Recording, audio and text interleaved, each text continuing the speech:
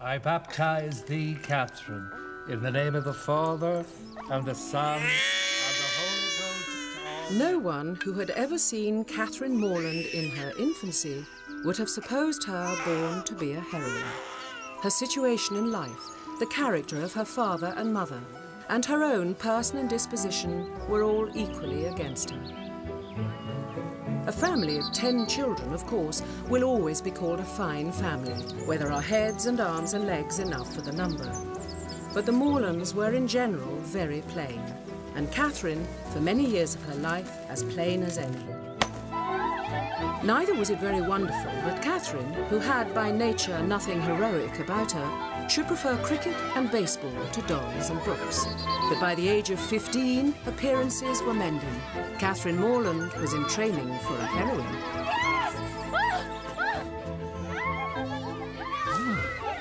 Look, Aunt Catherine has turned out rather well. Come on, Catherine, let's carry on. No, later. She's quite a good-looking girl. But she's almost pretty today. And she has grown very fond of reading of late. I wonder if it can be good for her, my dear, to read quite so many novels. Oh, why ever not? Now, what could be a more innocent or harmless pastime for a young girl than reading? He was interrupted by a noise in the passage leading to the room. It approached. The door was unlocked. A man entered, forcibly dragging behind him a beautiful girl, her features bathed in tears and suffering the utmost distress. Take her! Convey her where I shall never see her more.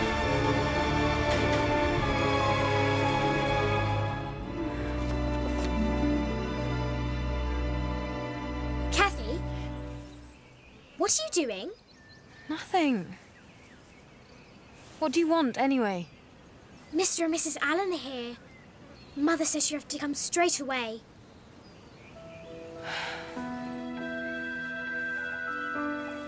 No, said Dr. Mallison. No other place will do so well for a gouty constitution like Mr. Allen's. No other place will do so well for squandering money. Oh, fine, Mr. Allen. You know you love to see me happy. And thinking of that...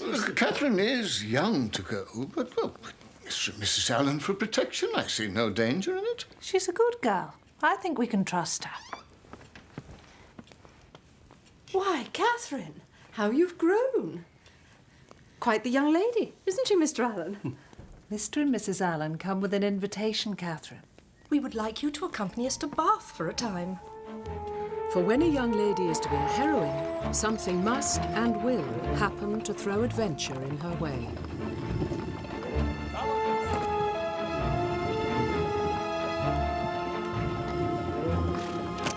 A tumult of emotion stirred in the bosom of Adeline, and fear gripped her heart that at any moment ruffians would fly upon the carriage and return her to the ignominy of her captive state.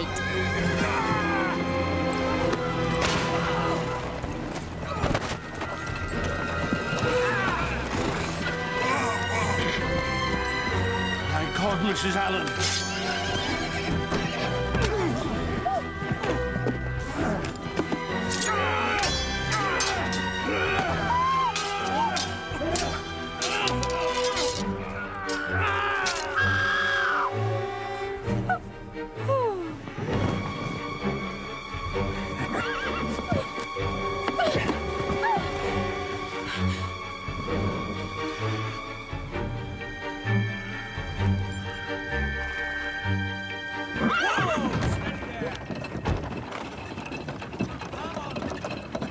Not long now.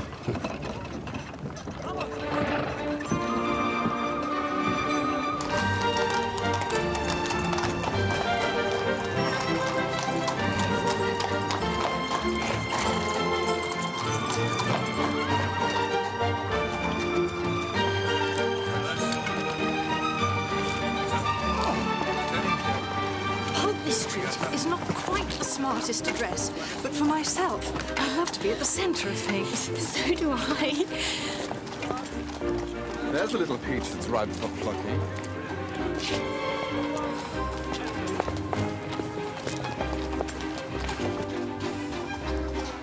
So many people.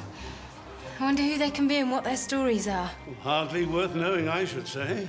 If they choose to roam the streets, and they could be sitting at home by a good fire. Oh, Mr. Allen is so droll.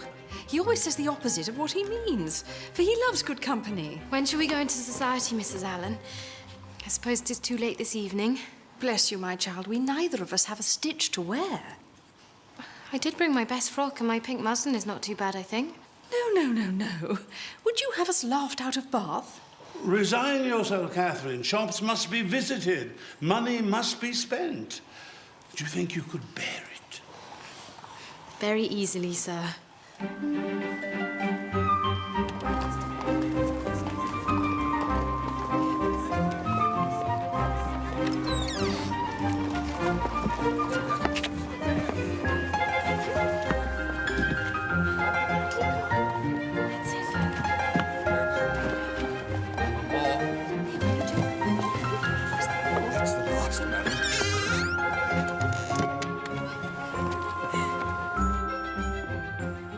There. Did you ever see anything prettier, Mr. Allen? Other than yourself, do you mean, my dear? Oh, fine, Mr. Allen. But Catherine... Ah, she looks just as she should. Now, might we make our way, do you think? I entertain high hopes of our arriving at the rooms by midnight. How he teases us, Catherine. Midnight, indeed.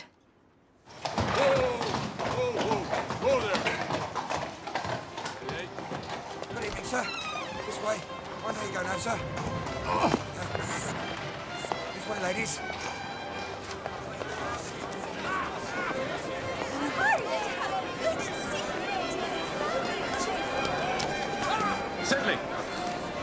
Sedley! There you are. Is there anyone here? Well, not a soul, John. There's no one here at all. What could he mean? If I might just... Thank you. Excuse me. Card room, I think. Mr. Allen! See you later, my love. Come this way, Catherine. Pardon me, miss.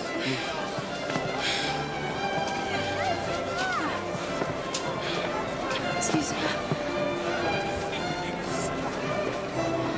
Perhaps we should go through to the tea room.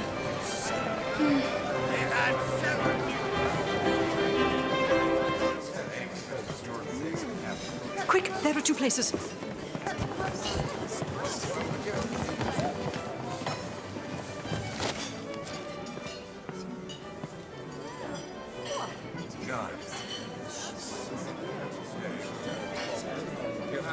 How uncomfortable it is not to know anybody. Yes, my dear. Very uncomfortable indeed. Then you see, one can't speak to people unless one has been introduced. But who will introduce us? I'm sure I've no idea.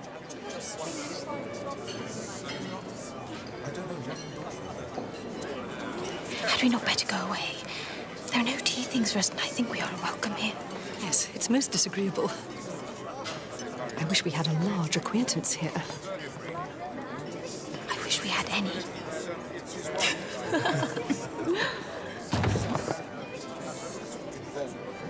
Mrs. Allen.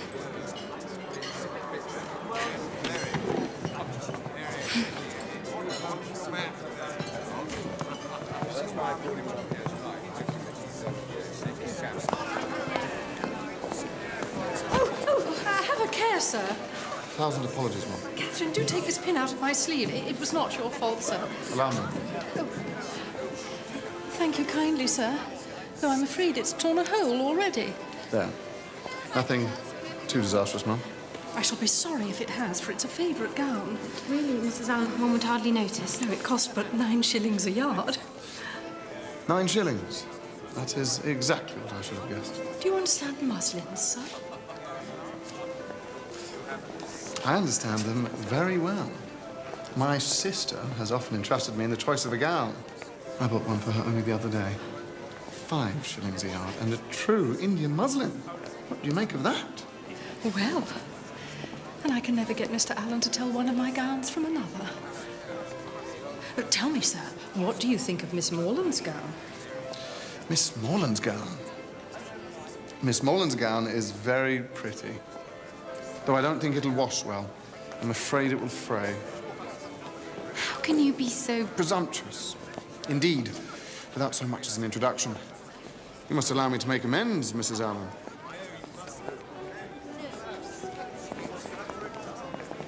Gentlemen.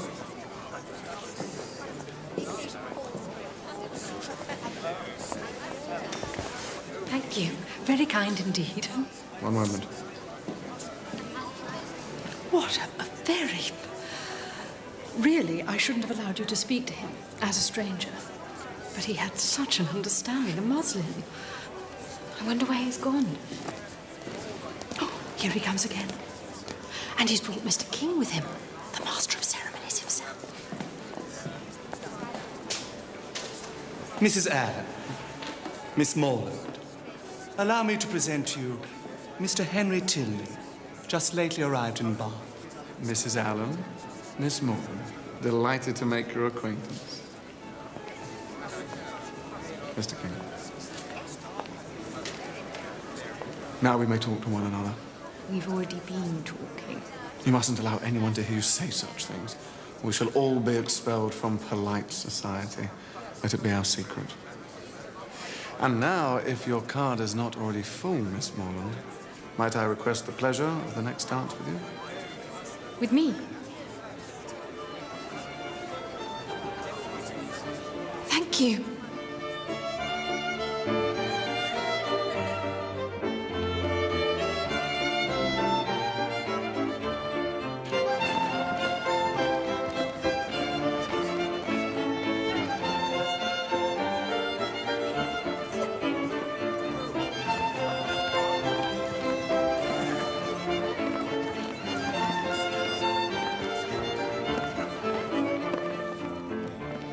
Forgive me.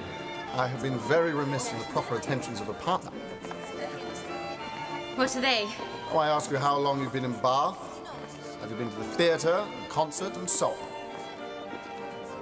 Wouldn't that be rather dull? Of course. We must do our duty. You ready? Yes. How long have you been in Bath, madam? Not long at all, sir. Were you never here before? Never, sir. Indeed. And have you been to the play? Not yet, sir. Astonishing. Concert? No. Amazing. Now tell me, are you altogether pleased with Bath, madam? Yes. I like it very well. Excellent.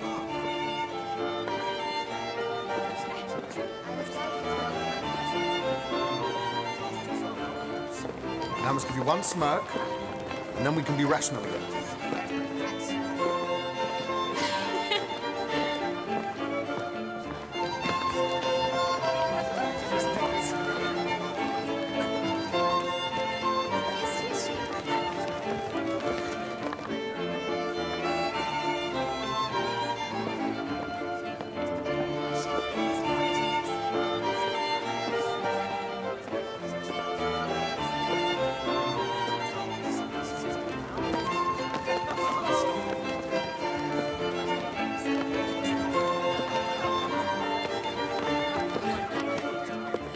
Do you know that gentleman?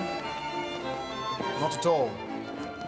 I wonder why he keeps looking at us. I imagine he likes what he sees. What? Do you mean me? Why not?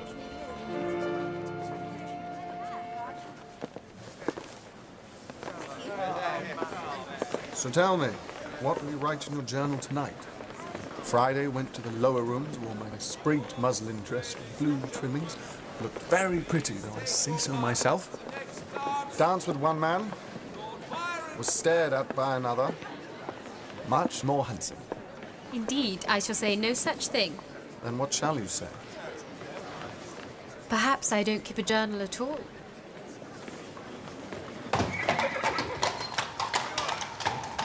A most agreeable young man, was he not, Catherine? Yes, He was very kind and very amusing. I liked him very much. Well, Mr. Allen? No, I didn't mean anything like that. He can't have thought of me like that. He's quite grown up. Catherine, I feel I should warn you that Bath attracts all manner of scoundrels and adventurers, and one cannot be too careful when making new acquaintances. Mr. Tilney, a scoundrel? Mr. Tilney, an adventurer? He understands muslin, Mr. Allen. He has a sister. Well, upon inquiries, I did discover that Mr. Tilney is a young man of very good family, and a clergyman to boot. Clergyman? Well, no doubt you prefer him to be a brigand. His father's a man of consequence, though. General Tilney of Northanger Abbey. Northanger Abbey? Is it haunted? No doubt, no doubt.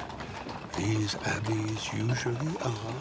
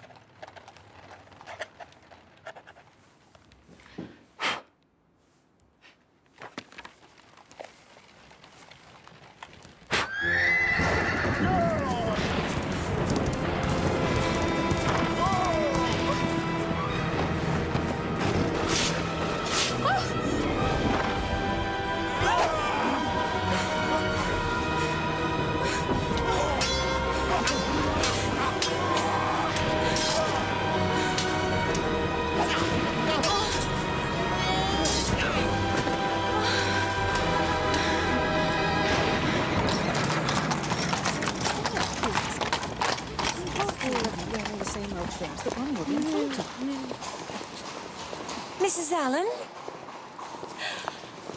And this must be Miss Morland. Mrs. Thorpe, your brother James told me to look out for you. You know James? Indeed we do. He's up at Oxford with my son John. Mrs. Thorpe, my old schoolfellow. Yes, he went to you at Christmas. And I may say he endeared himself to us all. Ah, here come my girls now. Isabella, my eldest, and Maria and Anne. Isabella, this is Mrs. Allen and Miss Catherine Morland, James's sister. James's sister. How do you do, Miss Morland? I've so long wished to meet you. Your brother has spoken of you so affectionately. I am sure that we will be the very best of friends. I'm so pleased you love Mrs. Radcliffe novels too. I wish I were you. Just beginning to read Udolpho for the first time. Is it really very horrid? You can't even imagine. But I wouldn't tell you for the world. Well, perhaps one incident to whet your appetite.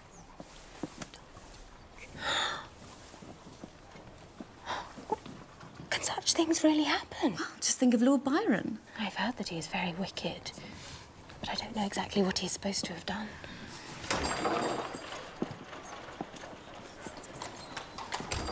Oh.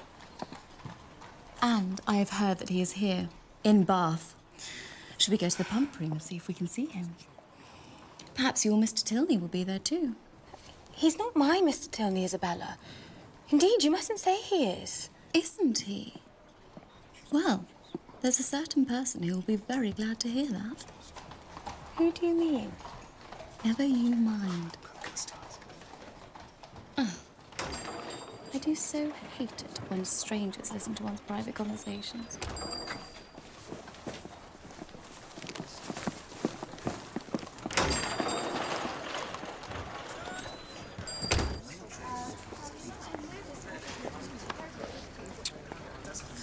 No, his name's not there. I think he must be gone from Bath.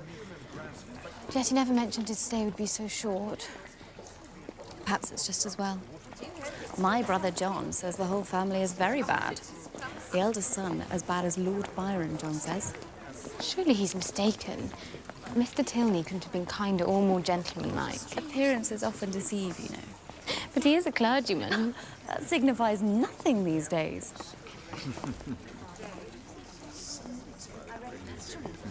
Insufferable. Come, let's walk outside.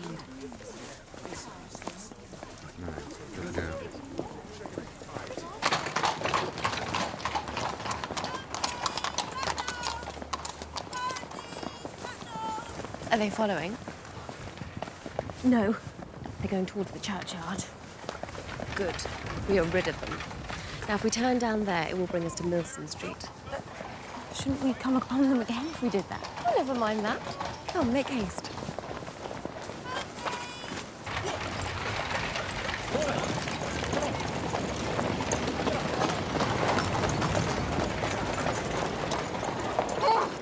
Odious carriages, I detest them. Isabella!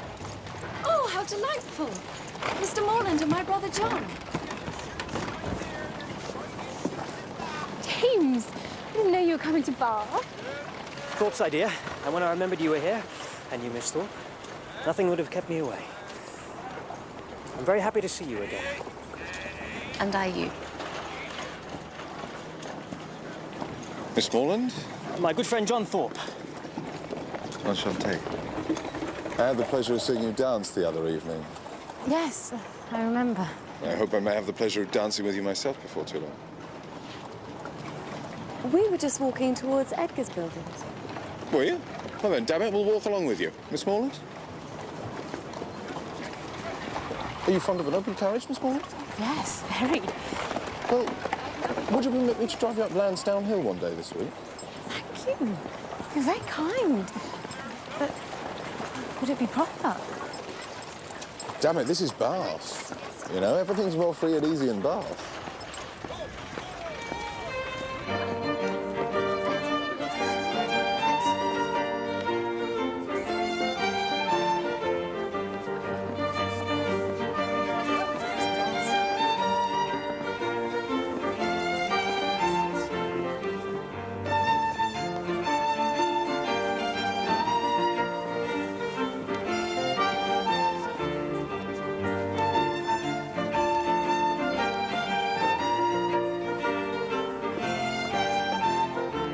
Penny for your thoughts, Miss Morland. I was just... Have you ever read Udolpho, Mr. Thorpe? Udolpho? Lord. No, I never read novels. I leave all that to Isabella. I read The Monk the other day, no? Monk? Is it as shocking as everybody says? You can borrow it if you care to. Hot stuff, you know.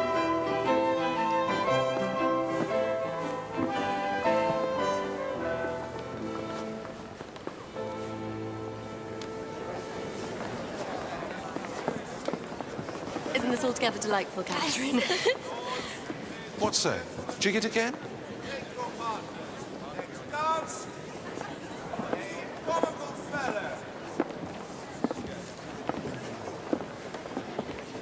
Miss Morland,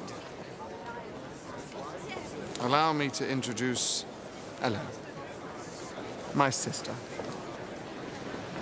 Your sister? Oh, yes, I'm very happy to meet you, Miss Tilney. And are you?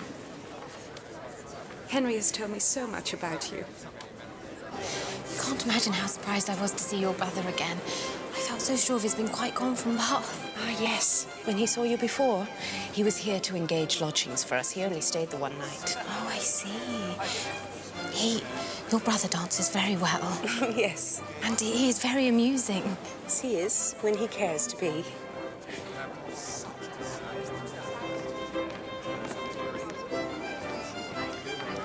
Do you know that gentleman talking to Mr. Tilney? That's our father, General Tilney. He looks as if he were displeased with us. It is only his way. And is your mother here with you in Bath as well? Our mother is dead. So this is your first time in Bath. Do you like it? Very much indeed. There are some very pretty walks round about. Henry and I walk most mornings. Should you care to join us one day? Yes. More than anything in the world, I love long walks. Though I can't persuade my friend to join me. She thinks it a waste of time when there are so many other things to do in town. I can see that she might.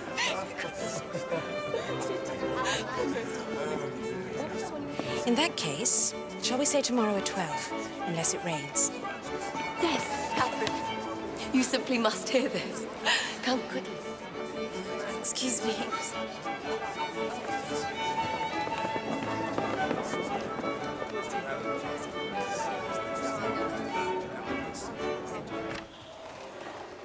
morning, sir. Make haste, Miss Morland. Put on your hat. There's no time to lose. We are going to drive to Blaze Castle. Mr. Thorpe. How do you do, Miss Allen? My sweetest Catherine, isn't this delightful? Blaze Castle. Nothing could be more romantic. Yes, I'm sure, but I'm very sorry I can't come with you. I'm expecting Miss Tilney and her brother to call on me to take a country walk. Not they. I saw him but 5 minutes ago. Doesn't he drive a phaeton with a pair of chestnuts? I don't know, indeed. Yes, I saw him large as life turning up the Lansdowne Road with a smart-looking girl by his side. Perhaps they mean to call later. No, they don't. I heard Tilney hallooing to a man they were going as far as Wick Rocks. I don't understand it at all. Miss Tilney promised. My dear one, in this false world, people often make promises they have little intention of keeping. Remember, we are your true friends. We keep our promises. Yes. But what if they should come after all? My dear little scatterbrain sister, haven't you just heard Thorpe tell us? They're halfway to Wick Rocks. Then perhaps I should come with you. Please, Miss Morland.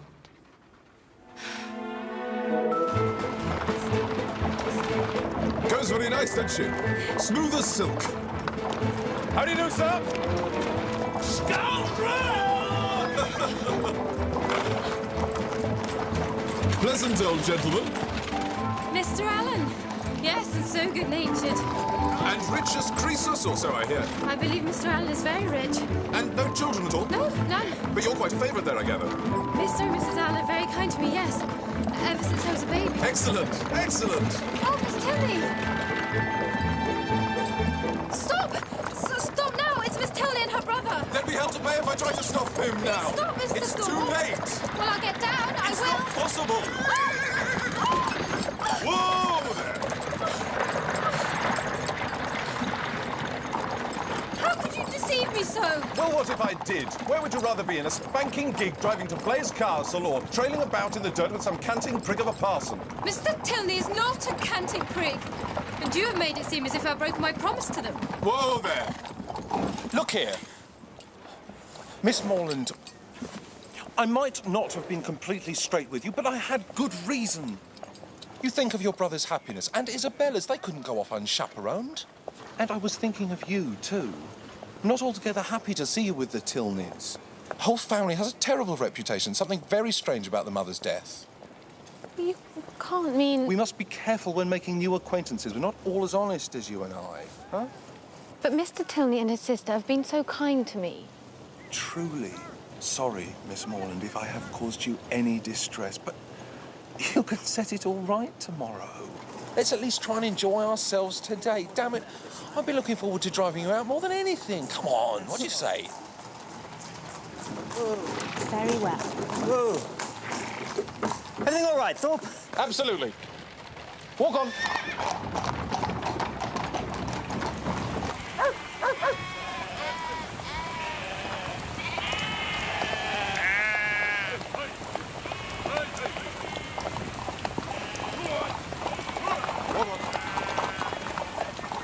I say, sir, move your sheep, please.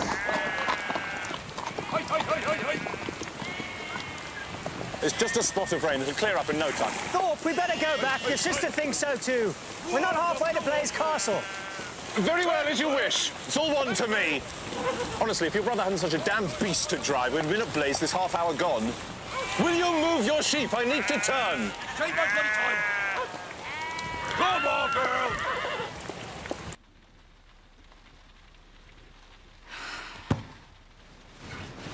Lord, what would the men think if they could see us now? How can I ever face the Tilneys again? Now, you mustn't be cross with John, dearest one. Do you know, he told me he liked you better than any girl he had ever seen. And he thinks you're the prettiest girl in Bath. Don't know why he should think that. No need for false modesty. Now, how far have you got on with Udolpho? I've just got to the Black Veil. The Black Veil. Well, I wouldn't tell you what's behind it, not for the world. And when you've finished it, you will read The Monk.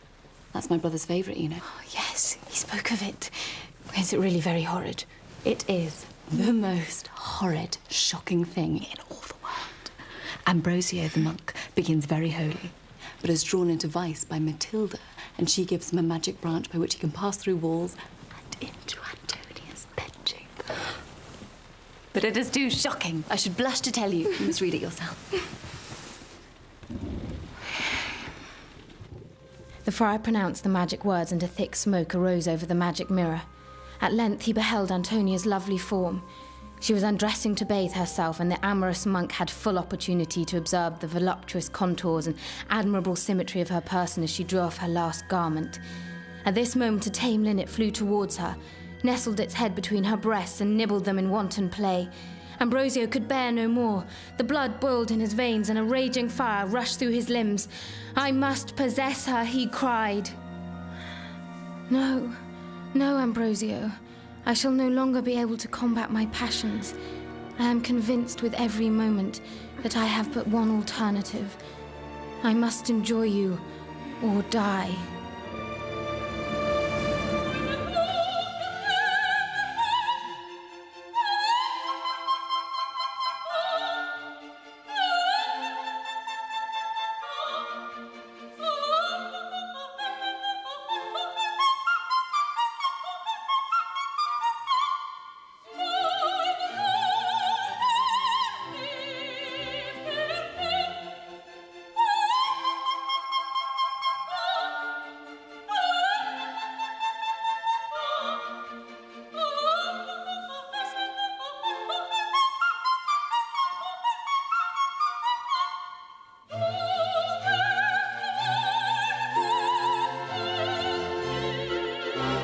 Damn fine-looking woman. She's nothing to you, you know.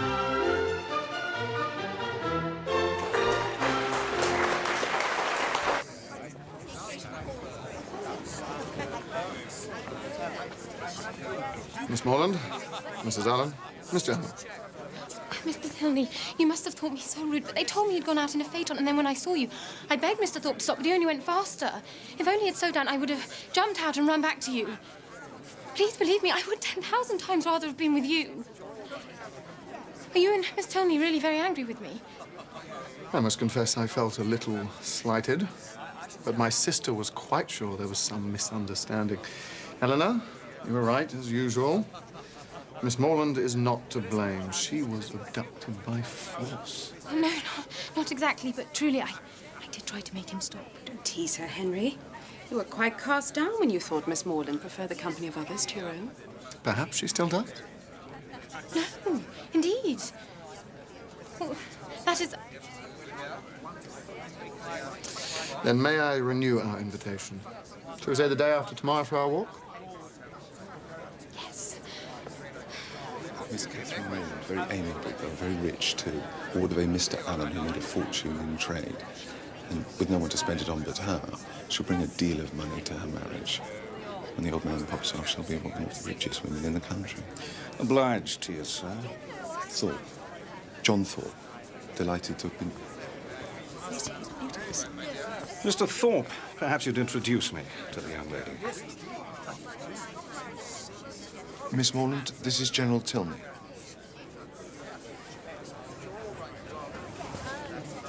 Charming. And did I overhear a country walk proposed? Yes, sir. The day after tomorrow. Then perhaps you would do us the honor of spending the rest of the day with us, after your walk, if Mr. and Mrs. Allen can be persuaded to spare you. I'm sure they'd be happy to spare me, sir. And I'd have great pleasure in coming. Excellent. I shall look forward to making your better acquaintance, Miss Morland.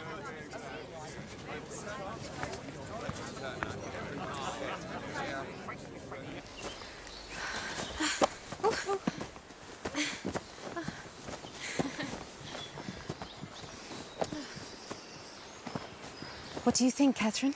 Oh, it's wonderful. It reminds me of the south of France, the Languedoc, you know? Yes. Have you travelled much in France? No, not at all. I've never been there. But I've seen pictures, and it's just as Mrs. Radcliffe describes it in Udolpho. Ah, Mrs. Radcliffe. But I suppose you don't read novels. I read Udolpho straight through in 2 days with my hair standing up on end the whole time. I often think there's more life and truth and feeling in a good novel than in 100 dull sermons. Do you really believe that? Oh, go on. Don't wait for me. Why should you think I don't believe it? Because I think you like to tease me. And because the real world's different from the world in stories. Is it? Of course it is. I love to read Mrs. Radcliffe, but I don't think the real world's full of murders and abductions and ghosts with clanking chains and seductions and everything. Well, not in Fullerton, anyway.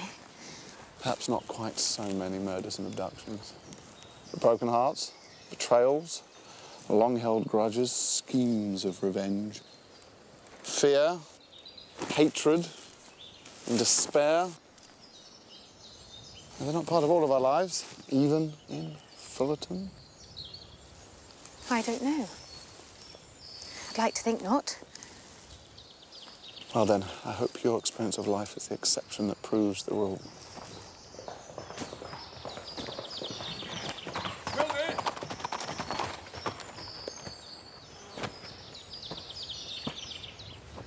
Forgive me, Tilney, for interrupting your walk. I've no time to lose. Of course. You're expected. Mum? Come, let's walk on a little.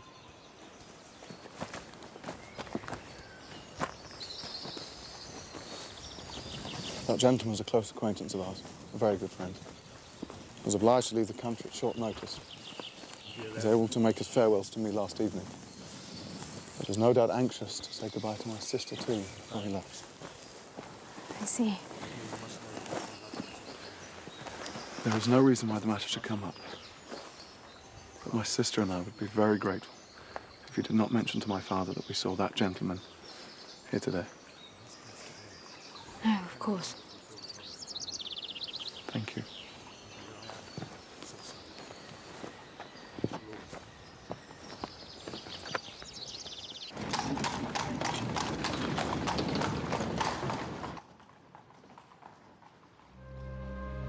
The monk reeled from the unholy sight.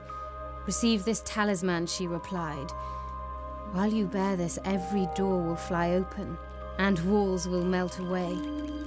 It will procure you access tomorrow night to Antonia's bedchamber."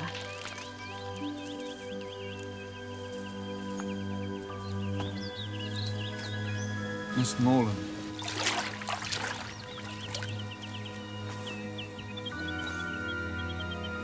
Nothing to be ashamed of. It's all God's creation. Come.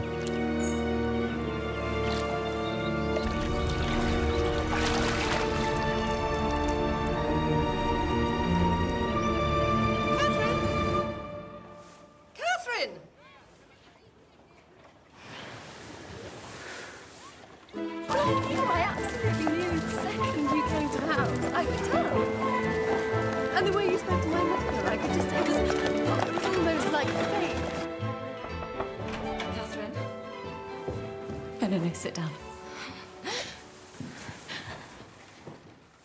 Can you guess? Your brother has made me the happiest girl on earth. You mean you and James are in love? He confessed as much to me this afternoon, and you know my nature. I could never trifle with a man's affections. In short, I told him his love was returned. Catherine. He's waiting downstairs.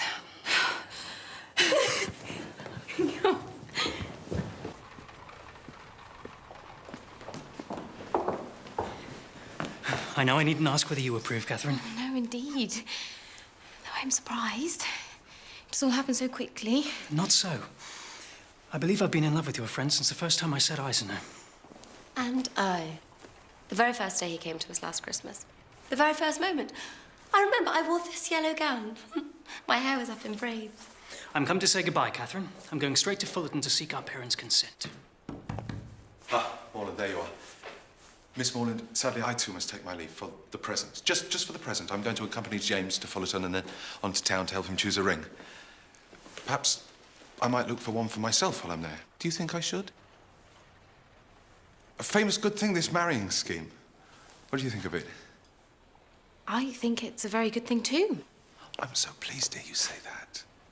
Do you ever hear the old song, going to one wedding brings on another. Perhaps you and I might try the truth of that. I shall think of you when I'm in town. Come along, James. We must tear ourselves away. Go. Go, perhaps forever. Isabella, whatever do you mean? Your mother and father, what will they say? I'm sure they'll be very happy for James. But my fortune will be so small. How could they consent to it? Your brother, who might marry anybody. I wouldn't think the difference in fortune would be anything to signify.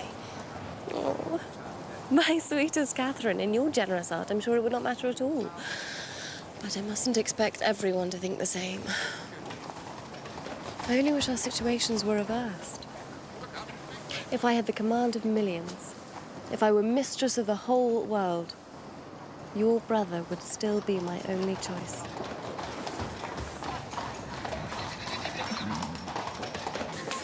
Now, Catherine, you know I'm only here for your sake.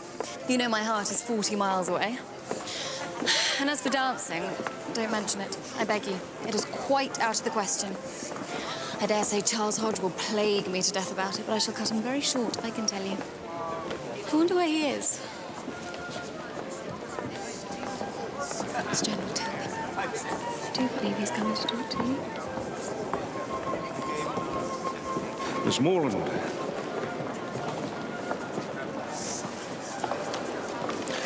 Delightful.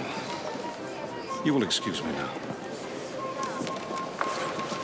Excellent.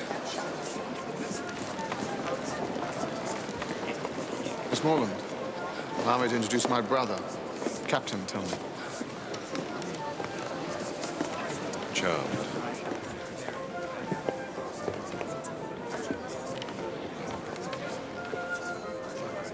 Don't let my brother's ill manners offend you. That's how he is, I'm afraid. He was ill-mannered as a baby. Surprised at you being so disrespectful to your older brother. And anyway, how could you know what he was like as a baby? When he was a baby, you were not yet born. True enough. My mother told me of it. I hope you're not already engaged for the next dance. No, indeed. My rival having left Bath. Indeed, he is not. You mustn't tease me. So do you not know Mr. Thorpe at all? No, not at all. That's strange. He seems to know a great deal about your family. And none of it to our credit? Well, I have always found that ignorance and prejudice hold no bar to forming the strongest of opinions. You think him ignorant and prejudiced? I know he doesn't always tell the truth, but he's been very kind and attentive to me. You think he isn't to be trusted? Dear Miss Morland, has it not occurred to you that I might not be the best person to consult on the matter of Mr. Thorpe? My lords, ladies and gentlemen, the next dance will be on a summer's day. Good God, Henry, you're not going to stand up in that maul, are you? I certainly am. That being so, do you think your friend might dance with me? No, I am sorry. I know for certain that she has a very particular reason not to dance tonight. Is that so? Pity.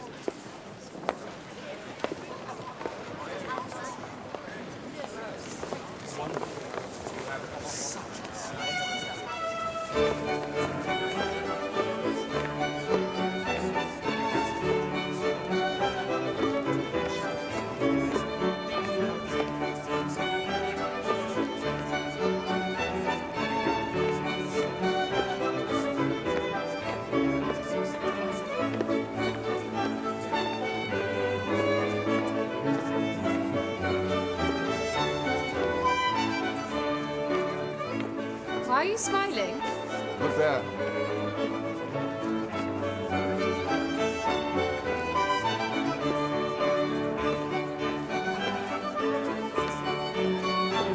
I don't wonder at your surprise. I refused him for as long as I possibly could, but he would not take no for an answer. He's the eldest son, you know, the heir to Northanger Abbey. Not that that weighs anything with me. I am in love with the best man in the whole world. Did you think him handsome? Who? Captain, tell me, silly. Oh. Yes, very handsome. But didn't your brother say he was very bad? As bad as Lord Byron? John will say anything that comes into his head. I hardly ever take any notice of him. Then, how is one to know what to believe? One thing you can be certain of, my affection for you and your dear, dear brother.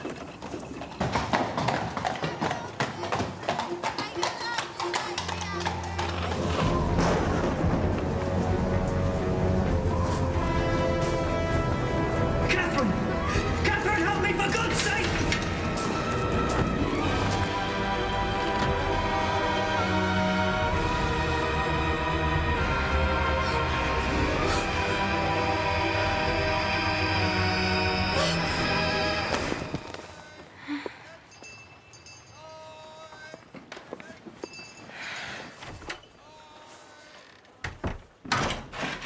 You've heard from James? And my parents have consented? Yes. Your father has been very good. James is to have a living worth £400 a year as soon as he's old enough to take it. But that won't be for another 2 years, so we must wait that long before we marry. It seems it wasn't possible for your father to do anything for us immediately. I'm sure Mr. Morland has behaved vastly handsome. If he finds he can do more by and by, I dare say he will. And Isabella's wishes are so moderate. For myself, it's nothing. I never think of myself, but poor James. £400 a year is hardly enough for the common necessaries of life. But I suppose everybody has the right to do what they like with their own money. I'm very sure that my father has promised as much as he can afford. But Mr. Allen, I was sure, would do something for James. Perhaps he does not approve of his choice of bride. Why should Mr. Allen do anything for James? Or for any of us? It was very kind of Mr. and Mrs. Allen to bring me to Bath, but none of us has any expectations from Mr. Allen.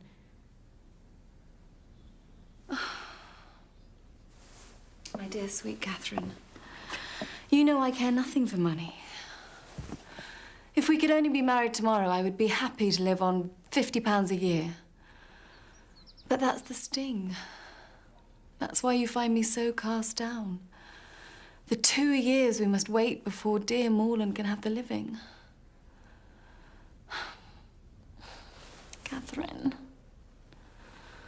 how will I endure it?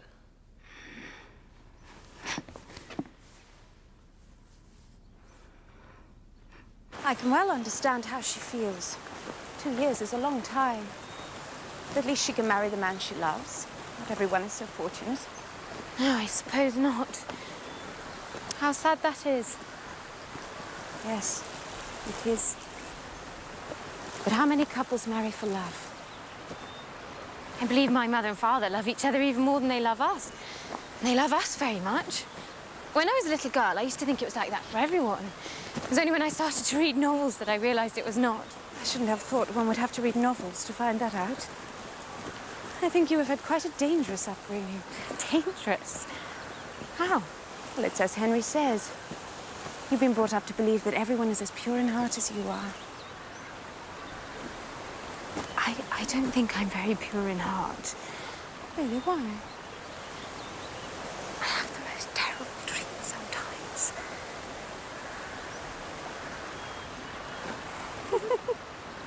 What's the joke? Nothing to concern you.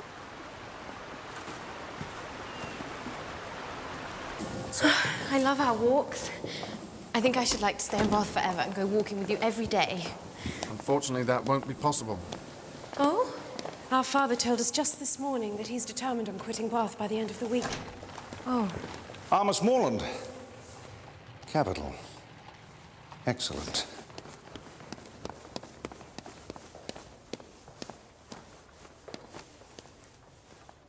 Can you, Miss Morland, be prevailed on to quit this scene of public triumph and oblige us with your company at Northanger Abbey? Northanger Abbey? Well, Miss Morland, what do you say? I'm very honoured, sir. If Mr. and Mrs. Allen agree, I should be delighted to accept.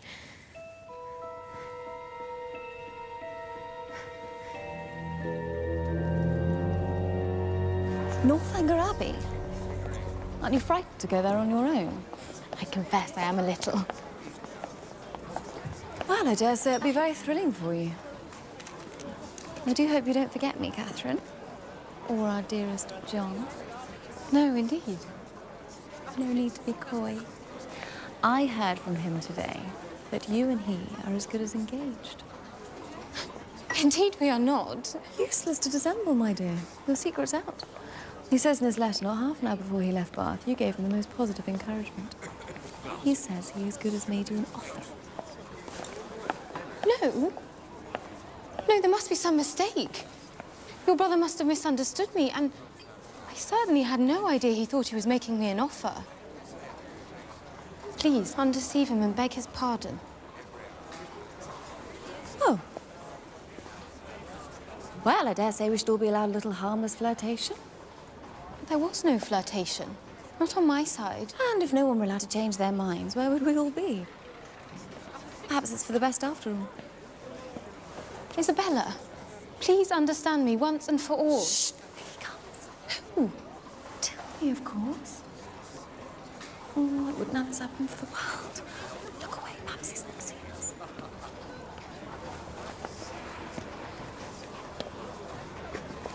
What?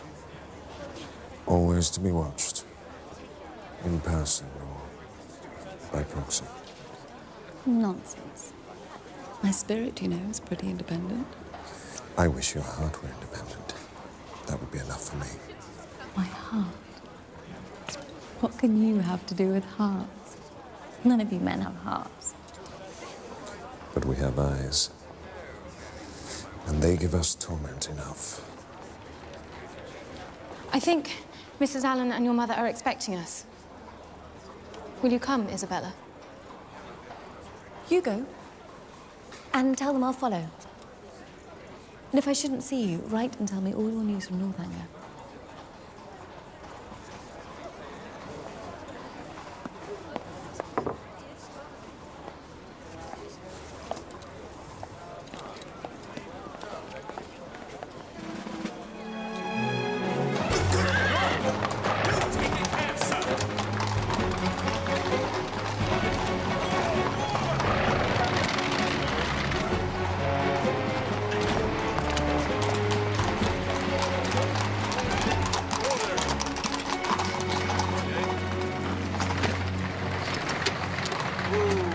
Come along there. 4 minutes late already, coming from Milsom Street. I'm sure Miss Morland won't keep you waiting, Father.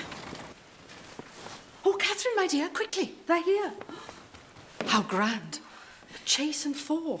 You never aspired to that, Mr. Allen. No, indeed. Well, Catherine, we shall miss you. Thank you for all your kindness. It has been such a happy time. There, my dear. I shall be sharp about it.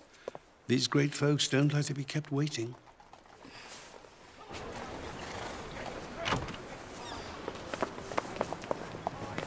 Miss Morland, 1,000 pardons for our late arrival.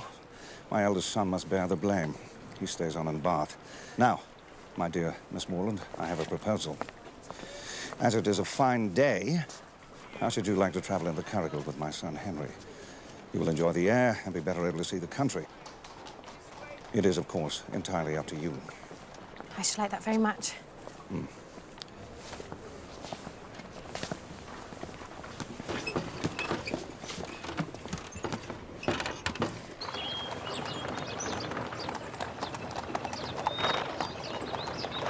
Did your father say that Captain Tilney stays on in Bath? Yes? Oh. You're disappointed? You were hoping for my brother's company at Northanger, perhaps? No. No, not at all.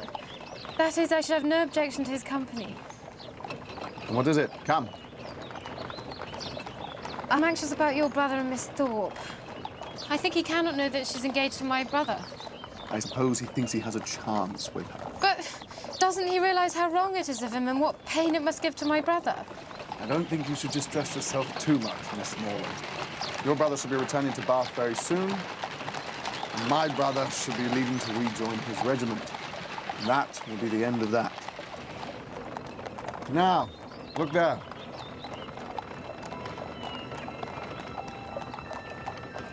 It's exactly as I imagined. It's just like what one reads about. Are you prepared to encounter all of its horrors? Horrors? Is Northanger haunted, then? Well, that's just the least of it. Dungeons and sliding panels, skeletons, strange, unearthly cries in the night that pierce your very soul. And vampires? Don't say vampires. I could bear anything but not vampires. Miss Morland, I do believe you're teasing me now. But if I was to say there is a kind of vampirism... No, let's just say that all houses have their secrets, and Northanger is no exception.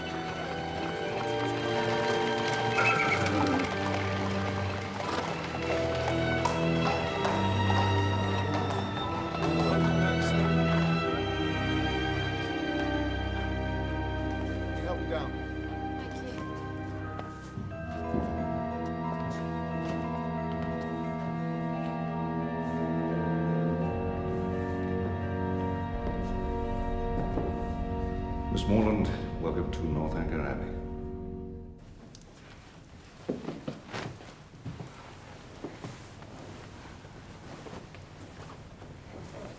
I hope you will be comfortable. Do please, I beg you, make as little alteration to your dress as possible. My father is most particular about meal times. I'm sorry to have to ask you. No, it's quite all right. I'll see you in a few minutes, then.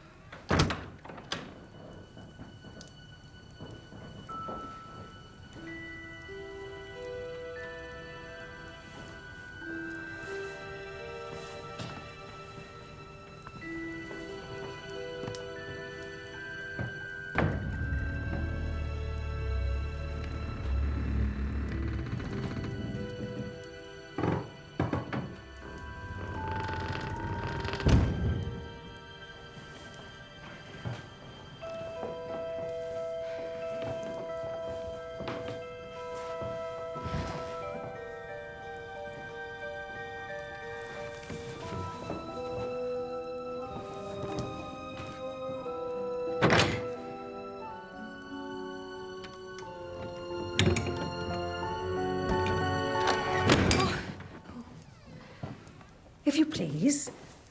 Miss Tilney says, do you need any help, miss? Oh, no. No, thank you.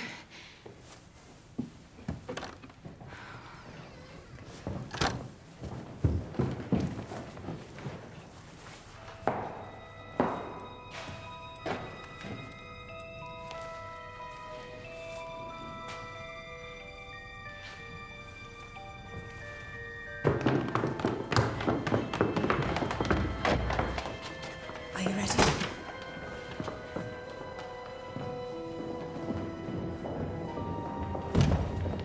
So sorry. Miss Morland, charming. Dinner to be on the table directly!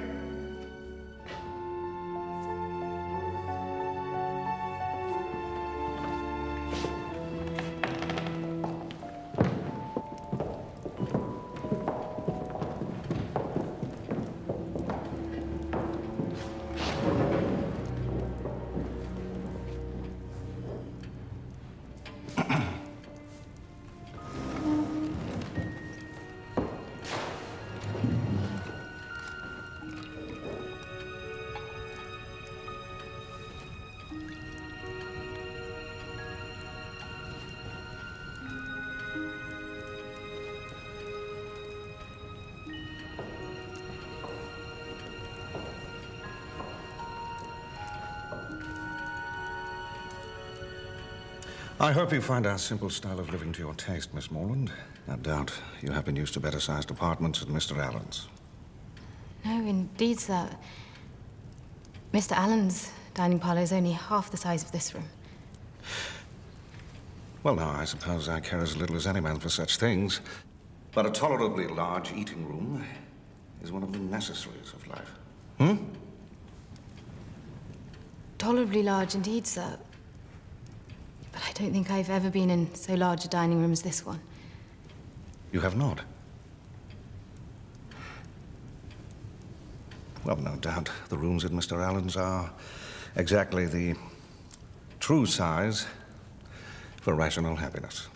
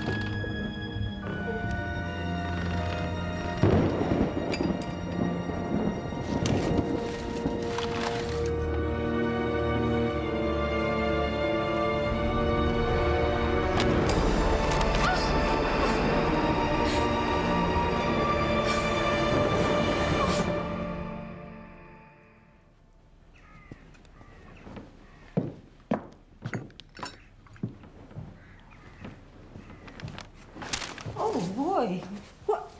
Whatever are these old things? No! No, leave them, please.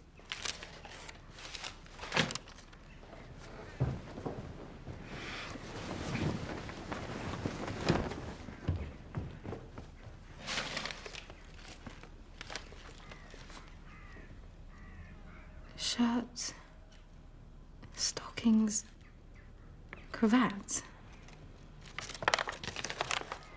laundry lists.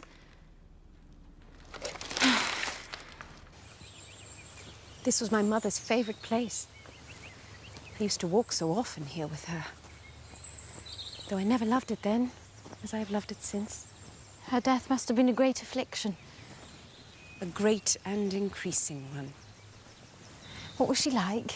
Did she look like you? I wish I could show you her portrait. It hangs in her private chamber. I suppose you were with her to the last? No. I was away from home when she died. Her illness was sudden and short, and before I arrived, it was all over. So you didn't see her body? No. I wish I could have done. Perhaps it would help me to think of her at peace. Yes. I should like to see her room, if you're willing to show me. We never go there. It is my father's wish. But to see her picture? Yes. Why should you not see it?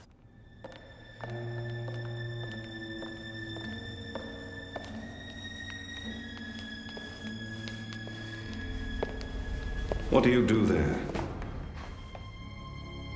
I was going to show Miss Moreland Mother's... There is nothing to interest Miss Moreland in this part of the house. I'm surprised at you, Eleanor.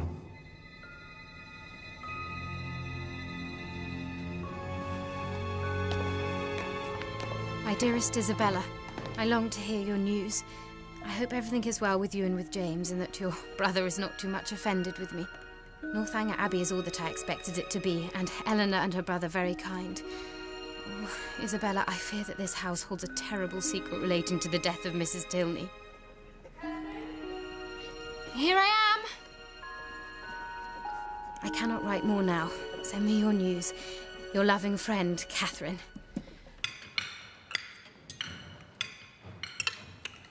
This is a sad day, Miss Morland. A sad day for me, that is. I have to go up to town for several days on business. I trust you'll be able to entertain our guest properly while I'm gone, Henry. Nothing would give me greater pleasure, sir.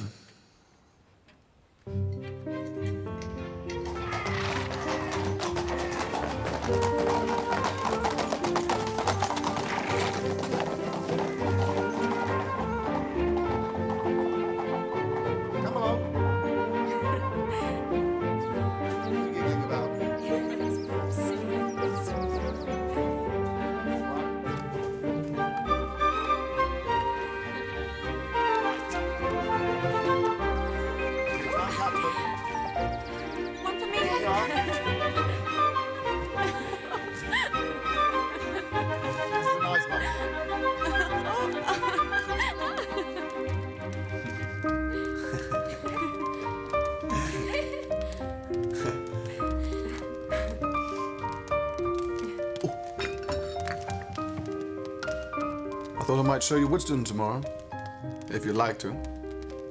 It's nothing to Northanger, of course, just a country vicarage, but I'm very fond of it. I'd love to.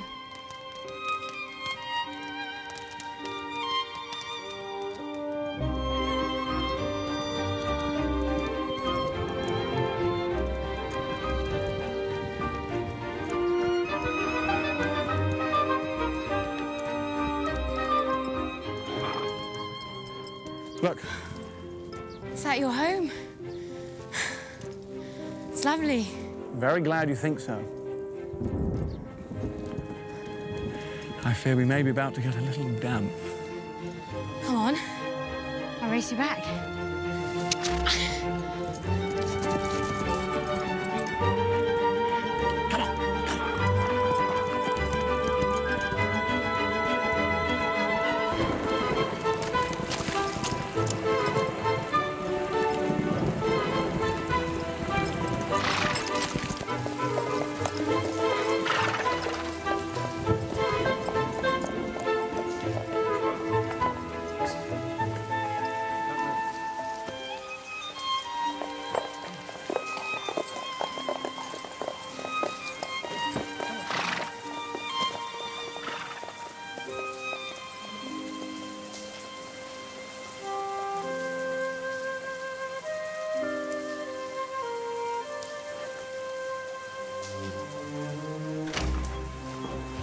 The state of the pair of you. I'll go and get Richards to draw your bath, Catherine.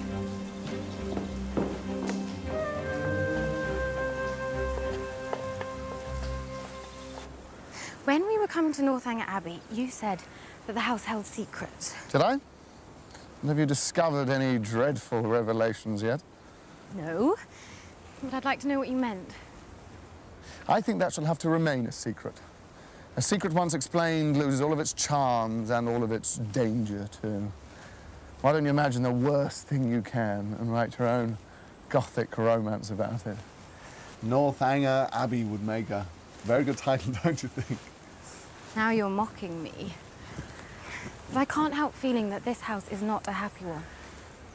Not since our mother died. And even before then. I envy you your happy childhood. My brother Frederick is well enough, I think, sowing his wild oats, but soon he shall have to make an advantageous match. My sister is not happy. Remember the man we met on a country walk? He's a good friend of mine. He's a lot more than that to my sister. But our father has refused to sanction the match. Edward is only a second son, and Eleanor must marry the heir to a rich estate. And you? Well, if I'm to retain my father's favour, I must marry a fortune too. And shall you? I always hoped I'd be lucky.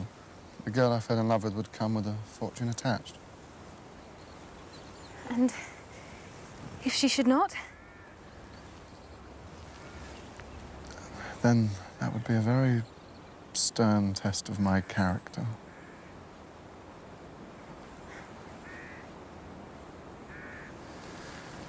Perhaps we'd better head back. I want to set off for Woodston before nightfall.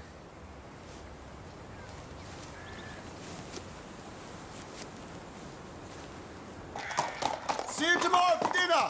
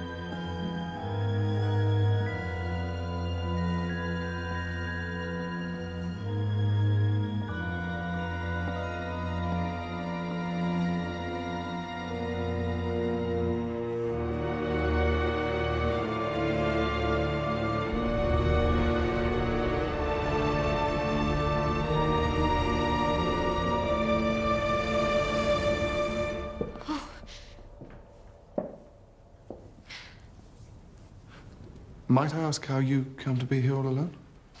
I wanted to see your mother's room.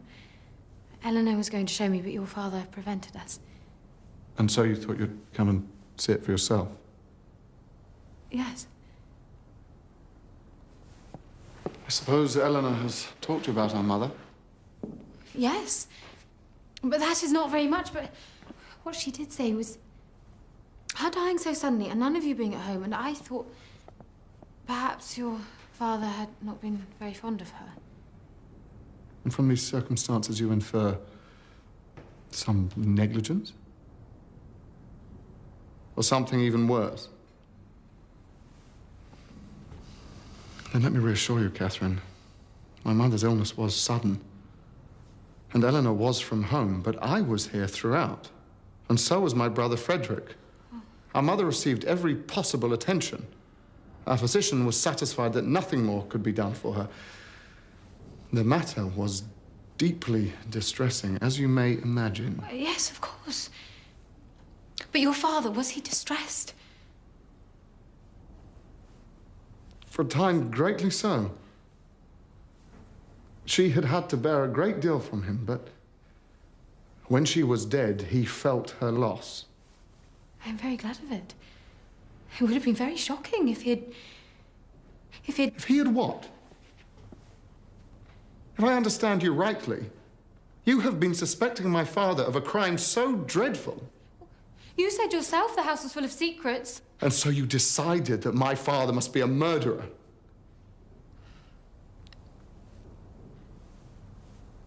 And to you, at least, he's shown nothing but kindness. Catherine, how could you? What sort of a fevered imagination must you have?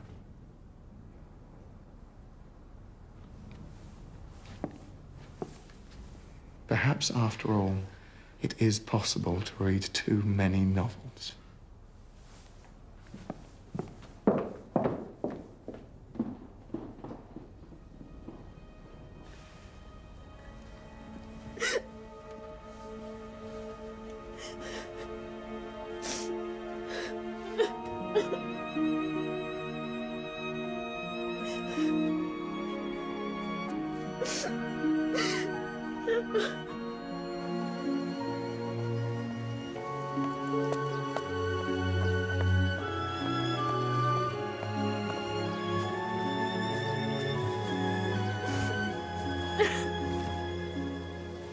Look, Catherine.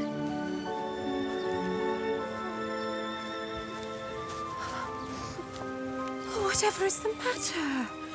I can't tell you. Please don't make me. I have been so wickedly foolish, and your brother knows of it, and now he will hate me for it, and so will you when he tells you. Oh, my dear Catherine, I am quite sure that nothing you could do could make me hate you, or Henry either. I saw his face. I know. He will never, ever respect me again. Come, come, perhaps it's not as bad as you think. Look, here is a letter for you. It'll be from Isabella. Oh. No, it is my brother's handwriting.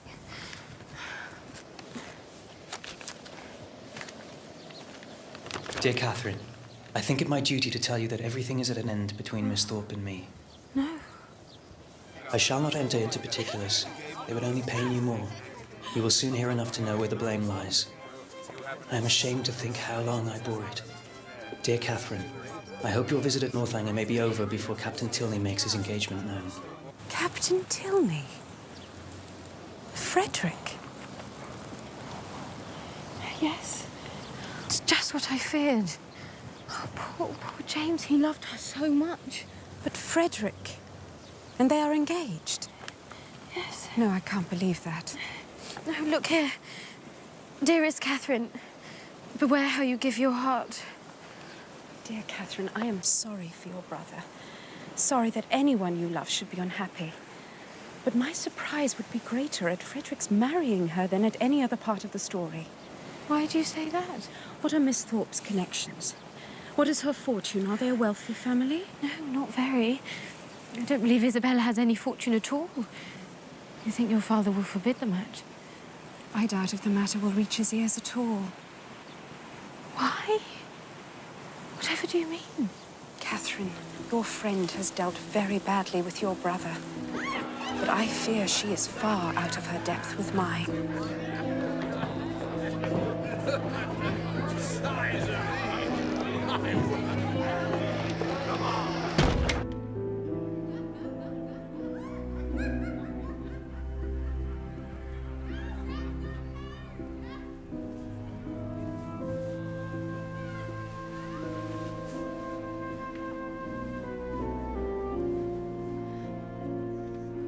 And are we engaged?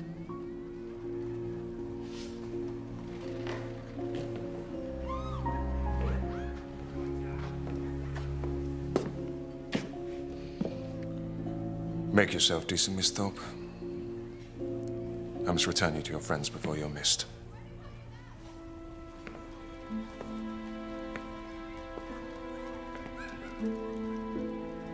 My dearest Catherine, thank God we leave this vile place tomorrow. Since you went away, I've had no pleasure in it, and everybody one cares for is gone. I'm quite uneasy about your dear brother, and am fearful of some misunderstanding.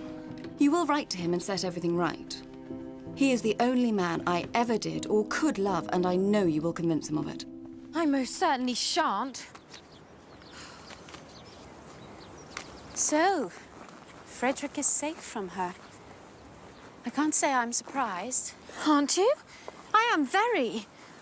I wish I'd never known her. It will soon be as if you never had. There's one thing I can't understand. What has Captain Tilney been about all this time? Why should he pay her such attentions and then fly off himself? He has his vanity as well as Miss Thorpe. And he is accustomed to having his way. Though I am surprised he should have stooped to such an easy conquest. Really? Then I'm sorry for Isabella. I am sure she will be over it soon enough. I hope I don't need to tell you that his brother has a very different character. Henry has the best and truest heart in the world.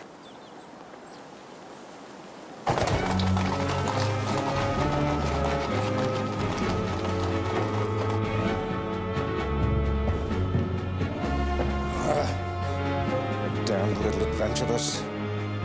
Eleanor! Eleanor! Now! I said now! Eleanor, whatever can the matter be? Come. Sit down, you are not well. Dear Catherine, I am well. Oh, God, how shall I tell you? It's not concerning Henry. No, not Henry. It is my father himself. My father has recollected an engagement that takes our whole family away on Monday. Explanation and apology are impossible. My dear Eleanor, don't be so distressed. I'm not offended. I can be ready to leave on Monday. No, that won't be possible. Oh, God. My father insists on your leaving immediately.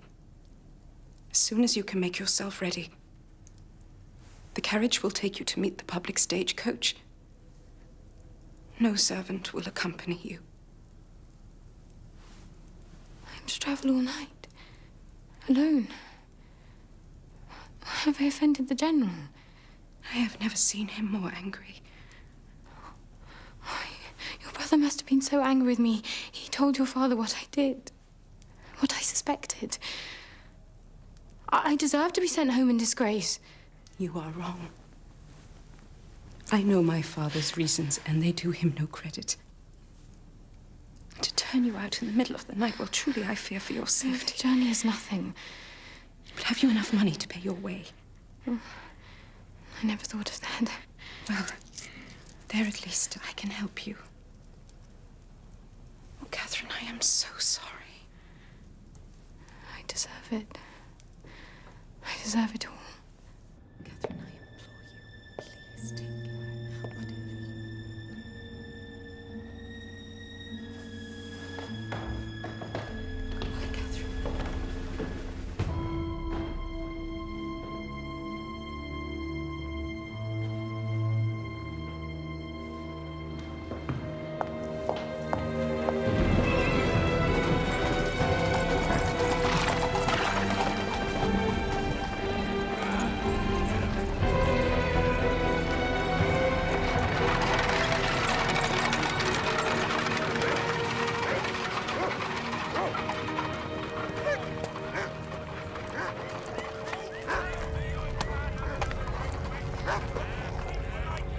Whatever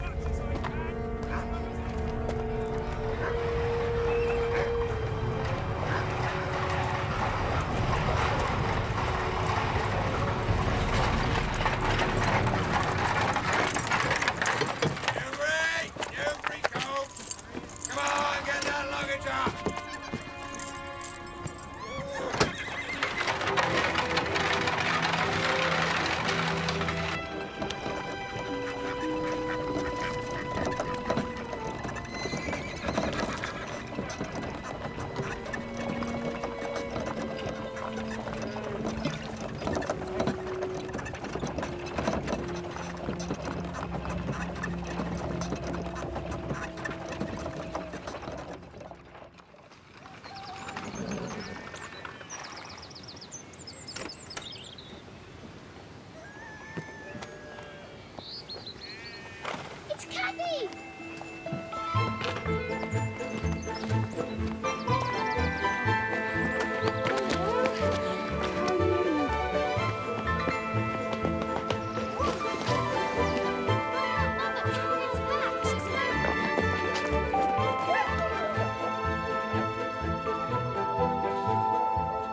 These great men can be very strange and sudden in their behavior. Well, we must live and learn. And the next new friends you make, I hope, will be better worth keeping than the ones you made at Bath. No friend can be better worth keeping than Eleanor. And Mr. Tilney is not to blame. Such a pleasant, agreeable young man, I thought him. He found us a chair, you know. And he understands muslin ever so well. That's greatly to his credit, I'm sure. But has he written? Has he offered any kind of explanation? No. Well, I dare say there's no harm done in the end. You did very well to manage that journey all on your own, Catherine. You always used to be such a scatterbrained little creature. I'm quite proud of you. Indeed, I'm not proud of myself.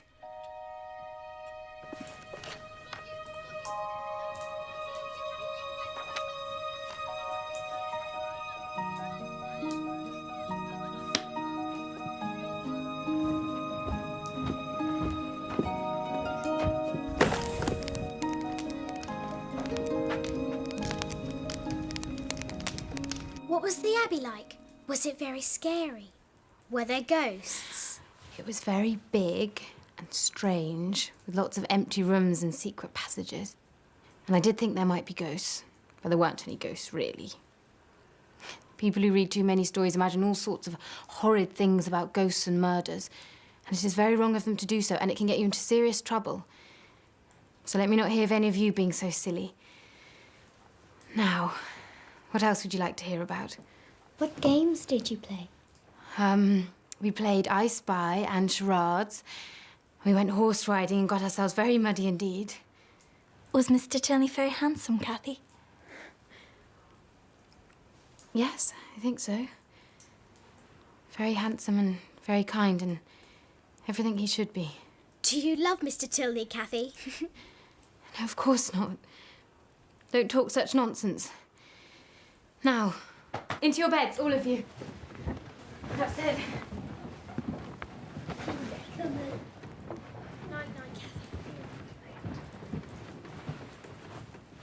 Night, Cathy.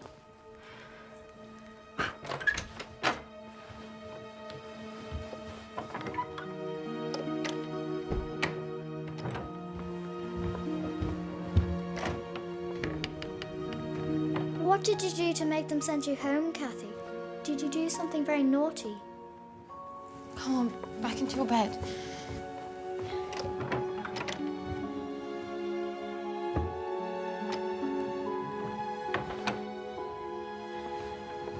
Cathy?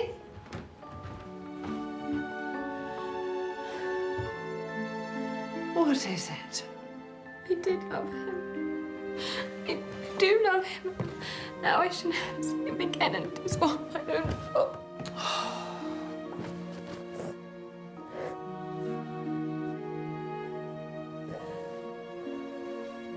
10 men went to the fen to get back. Very good.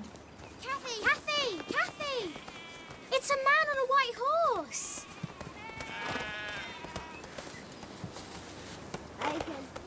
Go and tell Mamma that Mr. Tilney is here. Mr. Tilney? Now! Go on, boys. In you go quickly.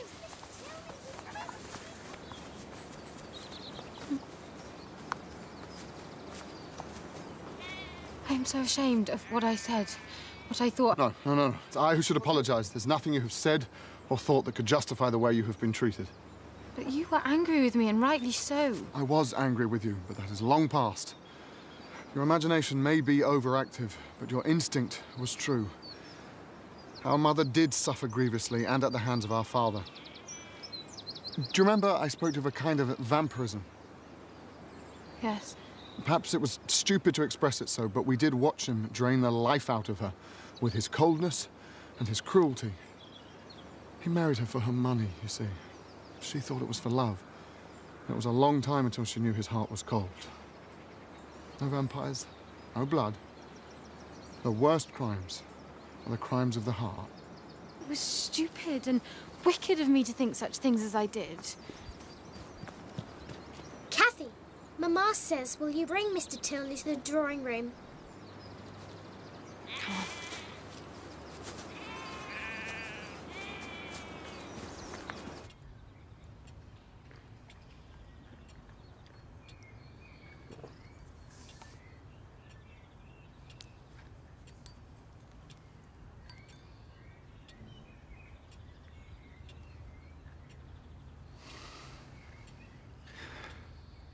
Mrs. Morland, after what has happened, I have little right to expect a welcome at Fullerton. You had no part in what happened, Mr. Tilney. And Catherine is as you see her. No harm done. Any friends of our children are welcome here. Shall we agree to say no more about it? Very good.